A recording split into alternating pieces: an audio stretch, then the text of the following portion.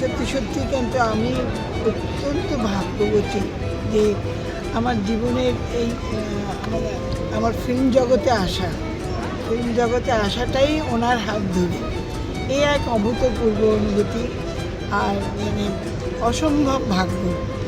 মানে আমার যেখানে আসার কথাই ছিল না, আমি I never thought of coming into this world. আমার গান বাজনার বাড়ি, গান টান করতাম, আমার মাও গায়িকা ছিলেন। ফিল্ম জগতে আসবো এটা আমি কখনো ভাবিনি, কিন্তু এই গানের সূত্র ধরেই ভূপেন হাজারিকা আমাকে এই জগতে এনে ফেললেন। ওখানে আমাকে নিয়ে এসে একটা শুটিং দেখাতে নিয়ে গেছিলেন, আমাকে বলেছিলেন শুটিং দেখবে, কোনোদিন দেখেছো? না দেখিনি, দেখবো।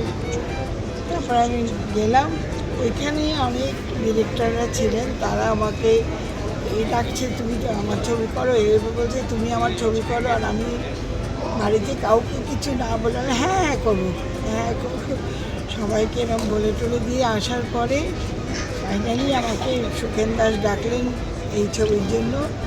সেটাও নাকি আমার চোখ দেখে ওদের এত ভালো লাগলো, যেটা অন্ধ মেয়ের রোল ছিল ছবিটা, সুনয়নী। ছবিটার নাম ছিল গান্ধারী, পরে ওটার নাম পাল্টে সুনয়নী হলো। আর আমি সেই ছবিতে অভিনয় করতে গেলাম এবং কপাল গুণে আমি উত্তম কুমারের হাত ধরেই ঢুকলাম এই জগতে। মানে এটা একটা বড় অ্যাচিভমেন্টের থেকেও বড় যদি কিছু থাকে, আমার পা রাখা এই জগতে ওনার হাত ধরেই। আমি লাইফ টাইম অ্যাচিভমেন্ট অ্যাওয়ার্ড তো পেয়েছি আগে, কিন্তু উত্তম কুমার মহানায়ক অ্যাওয়ার্ডও পেয়েছি মমতার কাছ থেকে।